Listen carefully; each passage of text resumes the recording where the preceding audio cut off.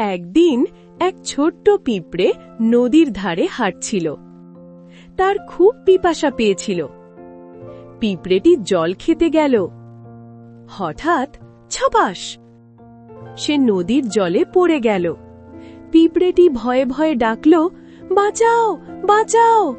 ঠিক তখনই গাছের ডালে বসে থাকা একটি কবুতর সব দেখল। কবুতরটি বলল, ওহ, পিঁপড়েটা তো ডুবে যাচ্ছে। কবুতরটি তাড়াতাড়ি একটি বড় পাতা জলে ফেলে দিল। পিঁপড়েটি পাতার ওপর উঠে গেল। আহ, সে বেঁচে গেল। পিঁপড়েটি হাসি মুখে বলল, ধন্যবাদ কবুতর দাদা। কিছুদিন পরে কি হলো জানো? একজন শিকারী কবুতরটিকে ধরতে এলো। পিঁপড়েটি সব দেখে ফেলল। সে চুপি চুপি শিকারীর পায়ে কামড় দিল। আহ বলে শিকারী চিৎকার করল। কবুতরটি তখনই উড়ে গেল। কবুতরটি বলল, ধন্যবাদ ছোট্ট পিঁপড়ে।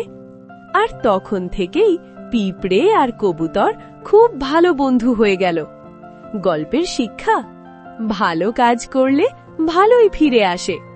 ভিডিওটি তোমাদের ভালো লাগলে একটা লাইক দিয়ে দিও। আরও এরকম ভিডিও পেতে চ্যানেলটি সাবস্ক্রাইব করে দিও।